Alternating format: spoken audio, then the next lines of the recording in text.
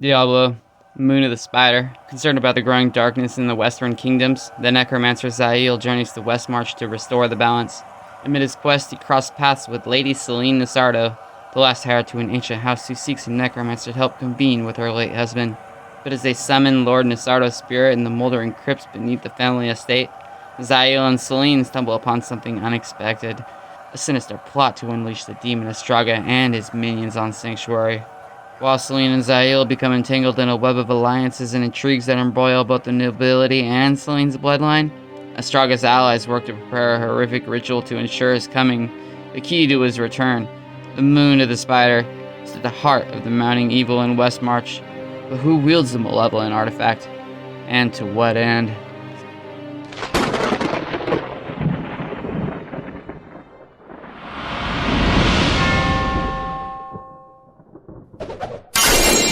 Nine.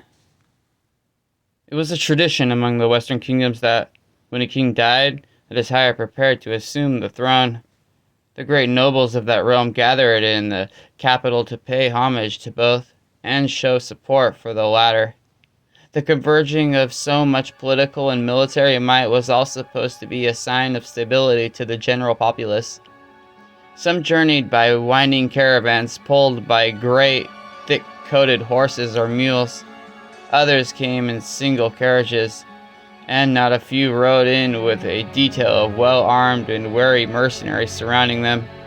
100 banners fluttered past the gates, something that made wealthy citizens and peasants alike marvel, for many of them had been born just before or during old Cornelius's reign, and so had never witnessed such a gathering.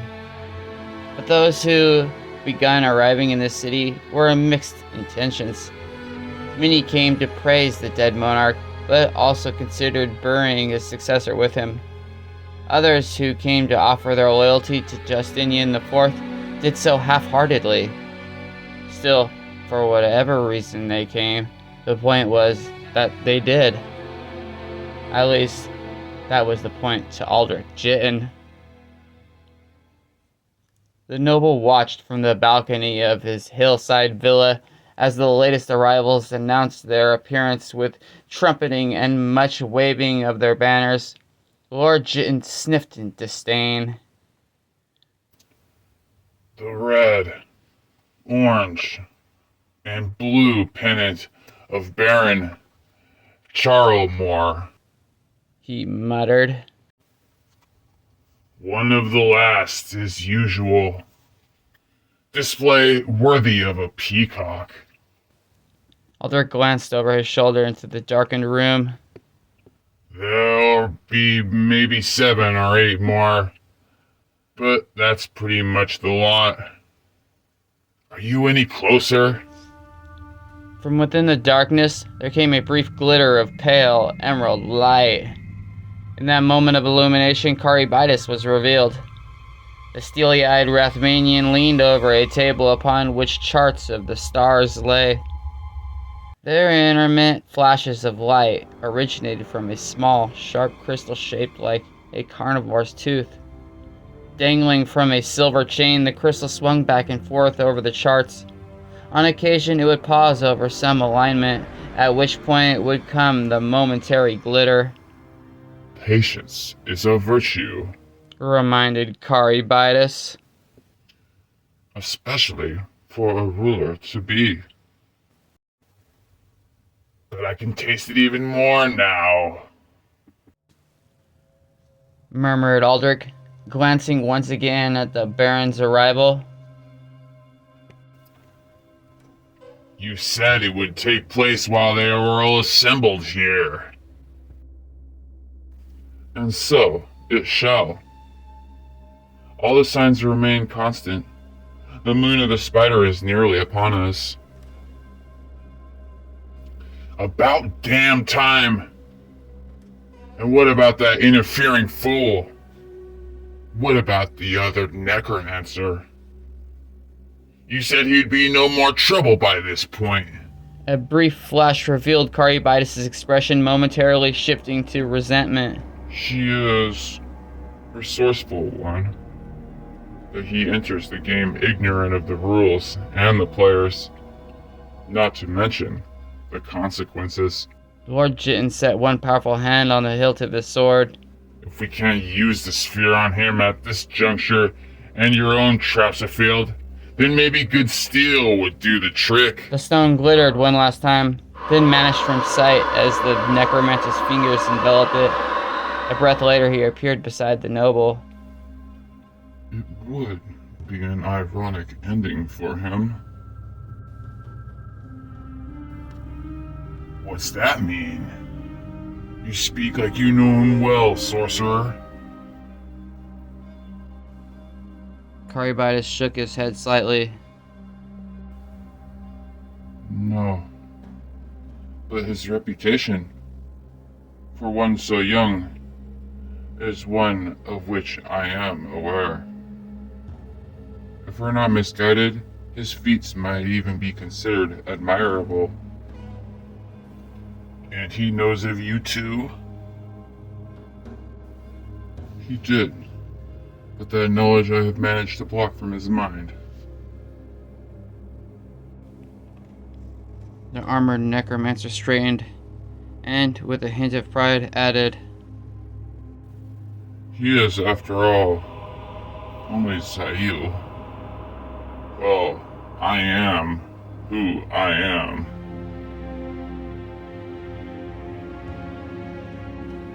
Aldrich gave a non-committal grunt. This Sahil still managed to be trouble, despite who you are.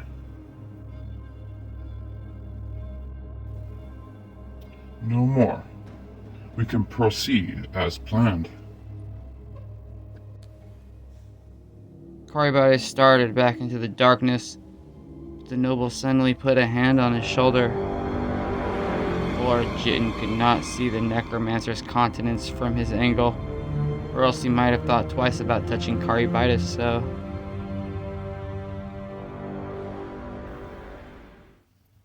Remind me again just what you get out of all this, sorcerer. I know what I get, and well deserved it is. But I'd like to hear that again, too, just to humor myself. When Caribitis looked back, his expression was that of the scholar once more, analytical and unemotional. His words came in a flat tone, as might have been used by one giving a lecture to students. We who follow Rathma serve the balance. The balance is all. Without it, the world would tip into anarchy, chaos. We strive to keep that from happening by bringing order. He nodded toward Aldrich. You are a vessel of our work. Westmarch is in a time of flux. An iron hand is needed. You are needed to keep the Western Kingdoms from collapsing.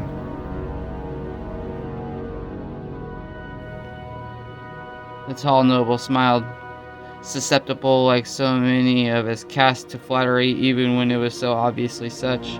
When you are ruler, there will be demands upon you that some would call vile, even evil. They will not understand the necessity of what you need to do. Sacrifices will have to be made. Sacrifices that will, in the long run, benefit humanity. There will come a time when the name of Aldrich will have after it such titles as the Great, the Farseer, and Champion of Mankind. Caribitis indicated himself. As for me, my reward will be that I have served the balance and my fellow man as best as I could and kept back the tide of chaos by aiding in your ascension to the throne, which will not be long in coming now.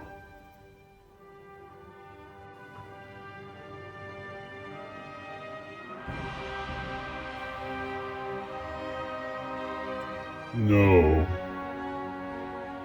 it won't. Agreed Aldrich, gazing toward the ceiling. He saw his coronation. The adoring crowds would be cheering. The horns would be blaring. He looked further ahead and imagined himself at the head of a vast army. The moon of the spider held high in his gauntleted hand, charging down first on the forces of Condorus, then Ingstein, and then, when those were his, the barbaric northern regions. Then Aldrich would turn his sights on legendary Luke Elaine. There would be order in the world. His order. When he was certain that he no longer needed Caribitis, he would slit the necromancer's throat. Aldrich knew that the spellcaster was not telling him everything. Caribitis had ulterior motives in mind. The noble was certain of that. After all, he had them.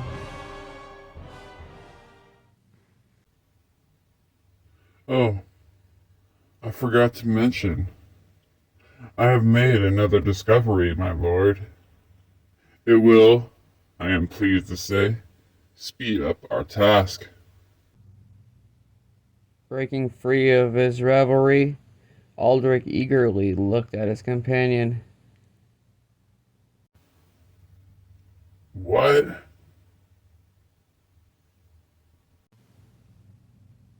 Caribitis pocketed the small green crystal.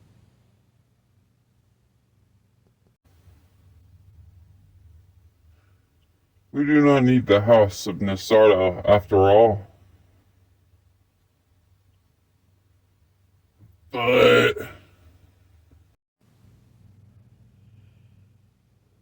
The black-clad figure disappeared into the darkness. A frustrated Aldrich Jitten followed after him. Despite his mismatched eyes quickly adapting to the lack of light, the noble could make out no sign of Caribitis.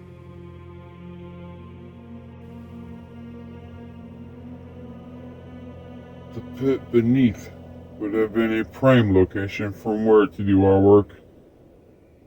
But my search has revealed an even better place that lies without the city walls. Came the Rathmanian's voice from farther ahead.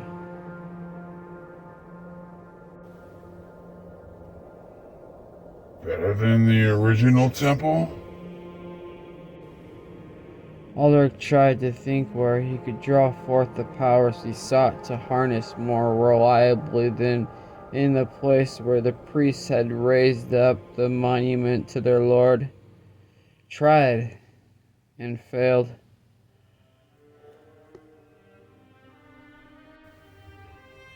What is it? A pale ivory glow suddenly erupted in front of him. With a gasp, Lord Jin backed up. Caribitis' face appeared above the glow, a glow radiating from the moon of the spider. The arachnid design on the sphere seemed to pulsate in time with the noble's rapid breathing. The place where this was created. The place where last stood the children of Astraga after the slaughter of the faithful at the temple. But I thought that was the ruins where we found it. The necromancer held the artifact closer, snaring Aldrich's attention. Caribitis' voice echoed in his head.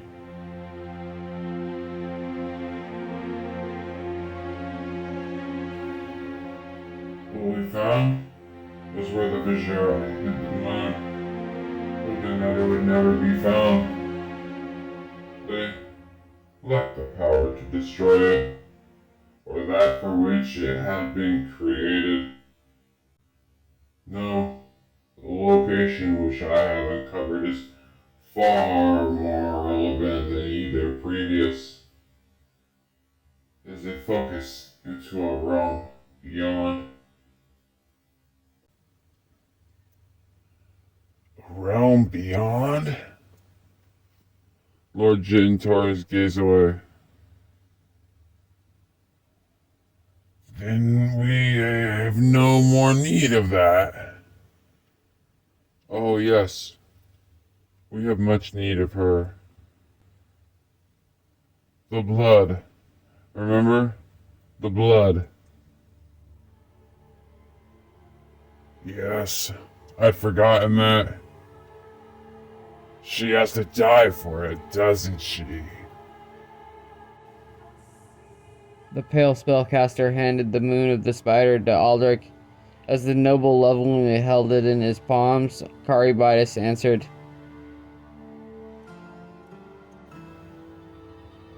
Most assuredly, my lord. Most assuredly. Aldrich caressed the artifact, his fingers stroking the arachnid as if it were a favored pet.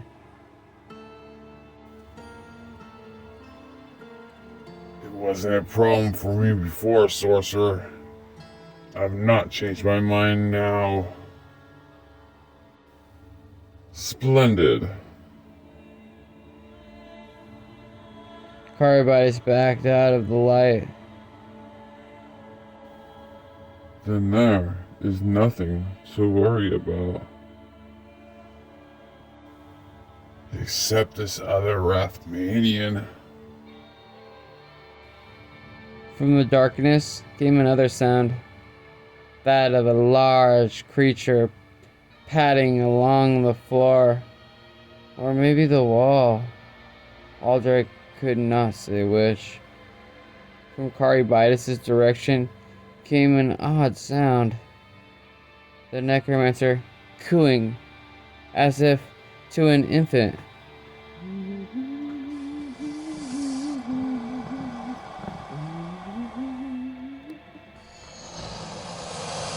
Then, No, my lord.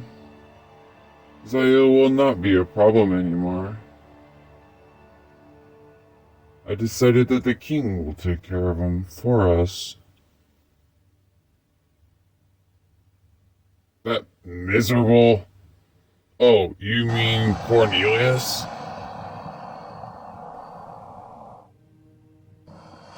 again came the cooing sound, followed by the long hiss with which the noble was by now quite familiar, but that never unsettled him.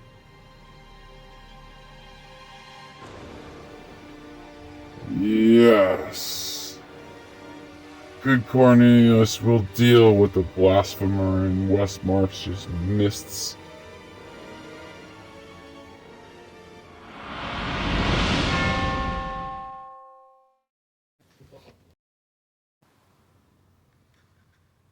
Zael secluded himself in his chambers, drawing upon his training to regather his wits and strengthen his body.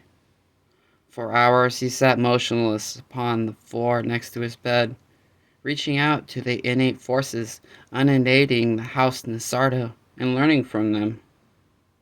But when he determined that he could do no more where he was, the Rathmanian decided that, despite the good Pulse early warnings, it was time to step out into the city.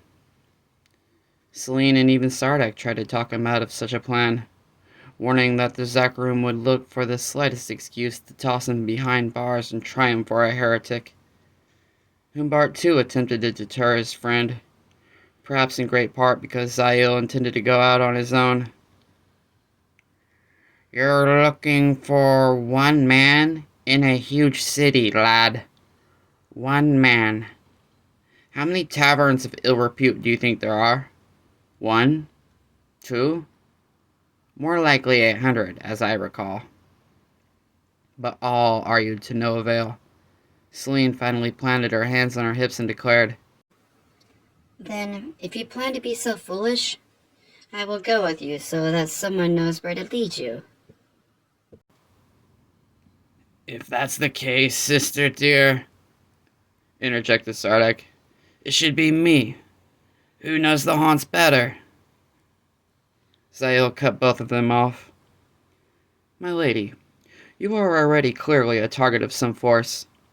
Out among the populace, it would be impossible to keep you from harm, and in chaos, perhaps your brother or myself as well. You will remain here, and I will set in place protections known only to those in my calling.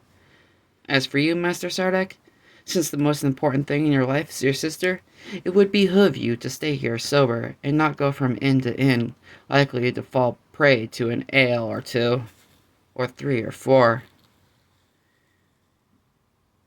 That Sardak did not take offense was certain indication that the Rathmanian had appraised him correctly.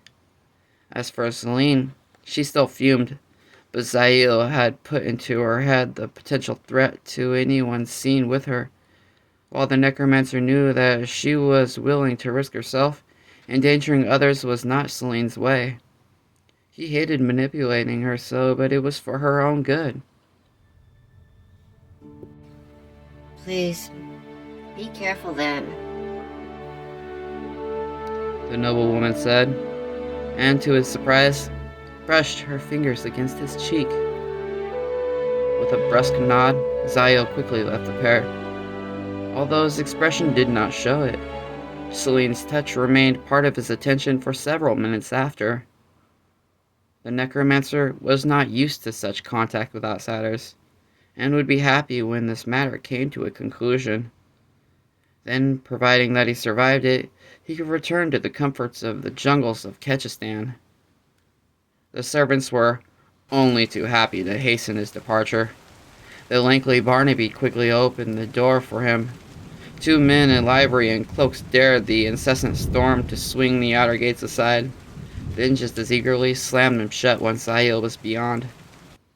And so, peering from under his hood, the Rathmanian got his first good glimpse of West March. The black ram proved a feeble shadow of a structure in comparison to the row upon row of buildings stretching forth for as far as the eye could see. The first were, of course, great homes and estates like that of Nasardo, but Zael, moving with the patience and determination of a swift jungle cat on the hunt, very soon entered one of the commercial districts.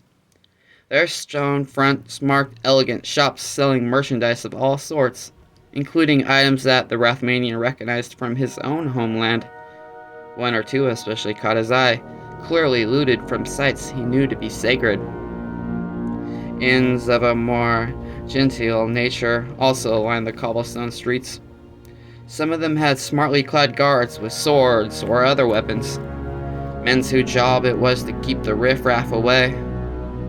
Music drifted out from the inns, some of it attractive to the necromancer's trained ear, some so discordant that he wondered if deaf imps played it to torture some victim for their prime evils. Then the Rathmanian came upon a church of the Zakarum. Twin towers, one on each end, thrust up high above the rest of the nearby structures. They pierced the sky sharply, as if seeking to impale angels upon their tips. The roofs were of scaled tile, giving the great church, a cathedral truly, a passing resemblance to some hunched-up dragon. The walls of both the towers and the main building were lined with intricate stained glass windows likely twice as tall as Zael. Each image was taken from the writings of the church, and to the Rathmanian, all had a dire look to them. They were fiery angels, with gleaming swords, mishapping creatures, fleeing a glowing priest, and world-sized beasts devouring unbelievers. It seemed that the Zakarum hierarchy had decided that the faithful always needed to be reminded of what happened to those who did not adhere to the faith exactly as preached. 4 guards, in the blood-red armor and capes of the Zakarum, stood at attention by the massive wooden doorway. Soldiers of the faith, they were called, zealous in their duties and their belief. They generally acted only as protectors of the Most High in the church. One visored guard peered his way, the man's eyes and face completely obscured. Zael kept his expression calm as he walked past, aware that he had been marked by the figure as someone much out of the ordinary and, therefore, of possible threat. But no guard shouted out, and, at last, the necromancer left the side of the church. Only then did Zael glance back. When he saw that no one was in sight, he allowed himself a brief exhalation, then continued on his trek. Zael had ignored the first inns, they being unlike those Sardak claimed this Edmund would likely frequent. Now, however, less glorious establishments rose ahead, and in these the spellcaster took on an immediate interest. He looked at the nearest two, then chose the one on his left, that one being the noisiest and most disreputable looking. Barely an eye glanced his way as he entered, surely a hint of the depths of which those before the necromancer had fallen.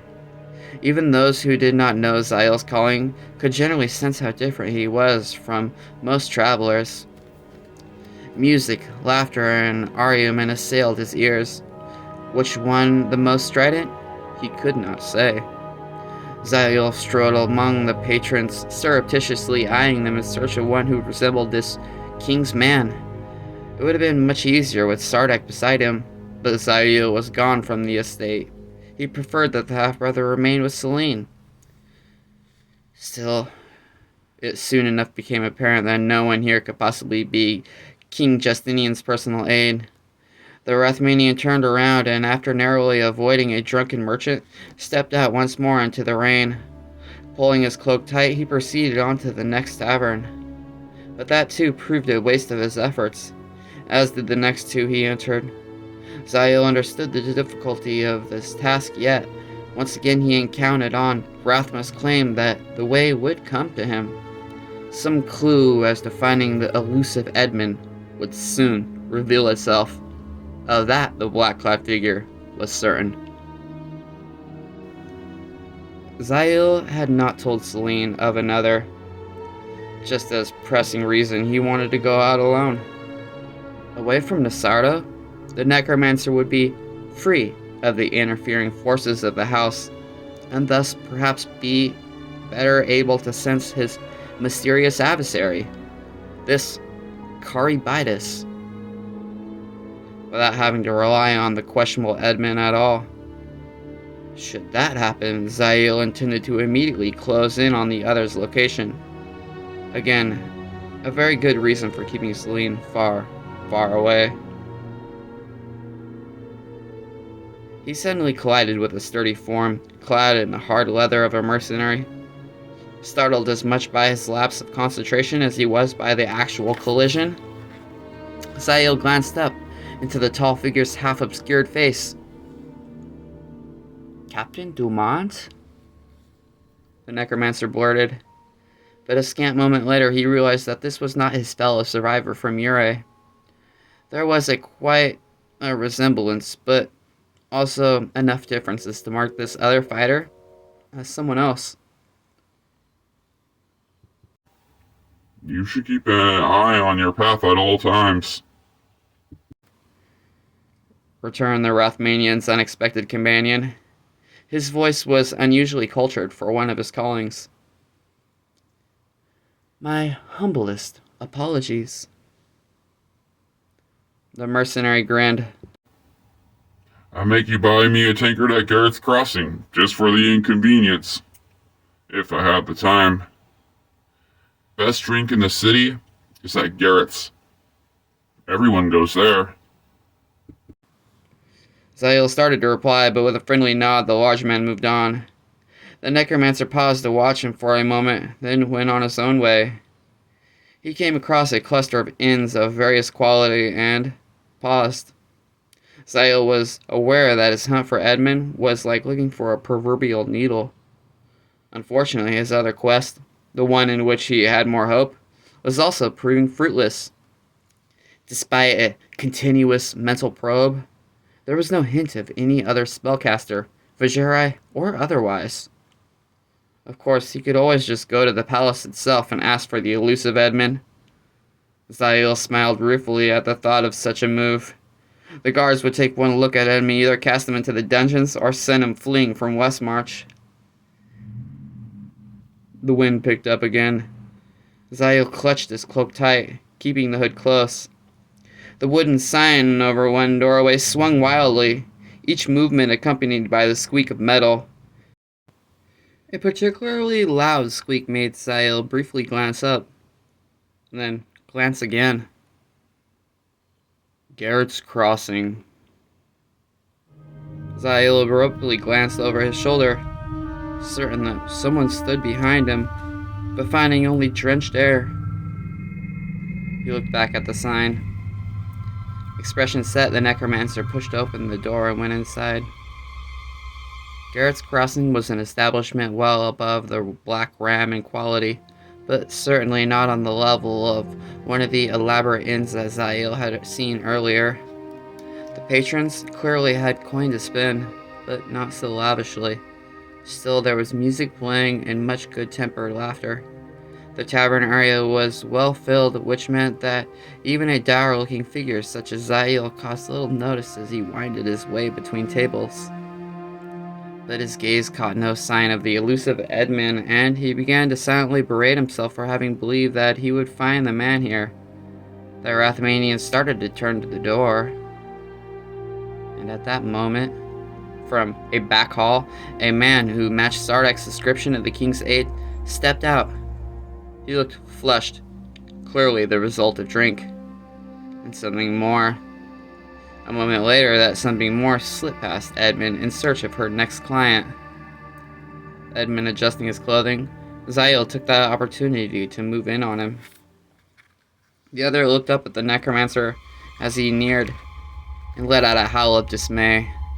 He pointed a condemning finger at Zael. Now the entire room noticed the Rothmanian. Edmund whirled away. Zael moved to follow, but from every direction, crimson-armored figures wielding gleaming swords suddenly burst into the tavern. They pushed aside patrons without care, even shoving over tables full of drink and gambling. Zael's quarry darted past one pair unmolested.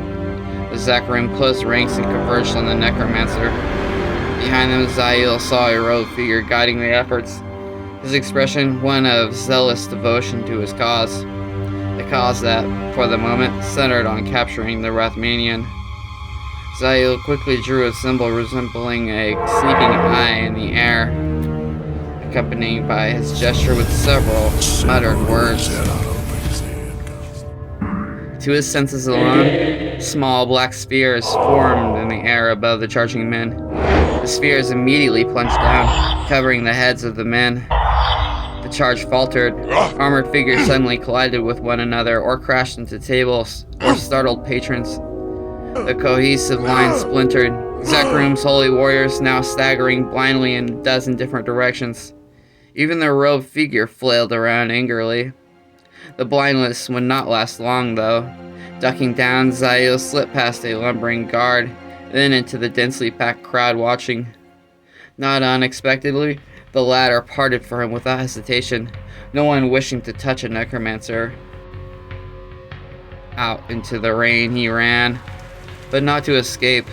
Zael instead twisted around the corner of the building and headed toward the exit he believed Edmund had used. Sure enough, the door in question swung haphazardly in the wind. As for Edmund himself, there was no sign. The Rothmanian could sense his trace. Now that he had found his quarry, the necromancer would not rest until he had a chance to question the king's man. Turning a corner, the Rothmanian caught sight of a drenched figure in question, leading a horse out of some stables. Zael focused, intending to repeat the spell he had used on the Zakarim. But as he started to gesture, a party of armored riders suddenly swarmed between him and Edmund. Zael's initial thoughts were that another band of Zakarim had come upon him, but while the garments of these men were red, it was not the blood color of the church. He attempted to turn the focus of his spell upon them, and then only realizing that others came at him from behind. Heavy armored bodies brought the Rothmanian crashing to the ground. Zael heard a voice shouting orders, then a mailed fist struck him hard in the temple. He felt nothing from that point on.